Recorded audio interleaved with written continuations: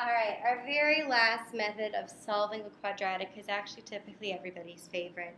It is a quadratic formula. It's a formula that many of you probably have heard about from your friends, actually.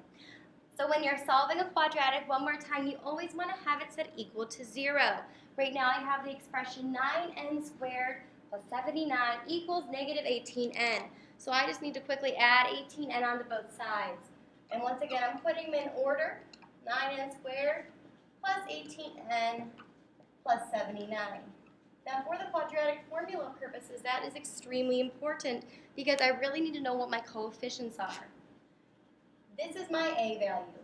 The a value is the value coefficient attached to your squared value. The b value is that middle term, and that b value was really important in that last lesson that you just learned about with completing the square. C is your constant. And here comes the quadratic formula. Quadratic formula, which is also on your formula sheet, reads negative b plus or minus. That plus or minus is the reason why you're going to get two solutions typically. The square root of b squared minus 4ac. Now that's 4 times ac. All divided by 2a. Now here's the fun part. We just get to fill in our coefficients. So our b value was positive 18. It was not negative 18 because we actually had to move them over. So now, negative b, that becomes negative 18. Now if my b value had been negative, it would be negative negative, which is a positive. Now, inside we have b squared.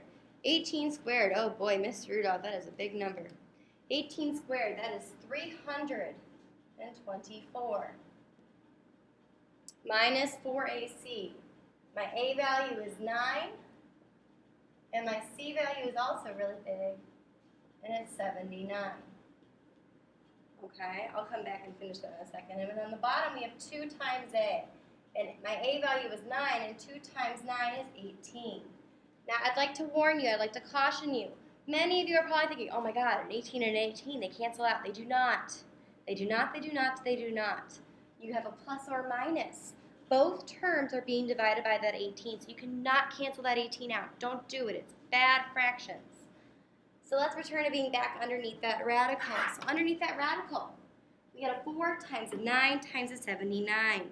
So 4 times 9 times 79, that's 2,000, oh gosh, that's 2,844, okay? Oh boy, so we have negative 18 plus or minus the square root. So let's do 324 minus 2,844. If you're noticing, that's getting me a negative square root. Negative 2,520. And if you remember from our last unit, a negative radical actually means it's an imaginary solution. That's right, complex numbers are bad. So that means I can pull out an I. So now we have negative 18 plus or minus I times the square root of 2,520 all over 18. The last thing for us to check is if we can simplify our radical any more. And odds are we actually probably can. Okay? So I'm going to pause this for a second, let you do some work. All right, I'm hoping that you were just thinking about how do you simplify that radical. So something I just quickly did was I figured out, does any perfect square term go into this big number of 2,520? And it does. 36 times 70 is actually this nice big long number. I'm noticing that I'm getting cut off here, so let me adjust this a little bit. Okay, so we have 36 times 70 goes into this big nice number of 2,520. And 36 is a perfect factor. It's 6.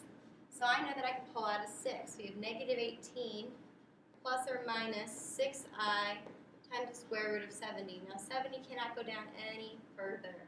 However, we have 18, we have a coefficient of 6, and we have another 18. And a number that goes into all 3 of those terms is the number 3. So 3 goes into negative 18, negative 6 times, negative 6 times 3 goes into 6i twice. And it's all over 6. But wait a second, Miss Rudolph, you can go even further. The number 2 goes into all these. All right, last step to simplifying this radical. Actually, I got my final answer here because I noticed that 6, 6, and 2, they are all divisible by 2. Negative 6 divided by 2 gives me negative 3. 2 divided by 2 just gave me 1, so I'm left with that I. And 6 divided by 2 gives me my 3. So here we have it. Here's our solution. Here are our zeros.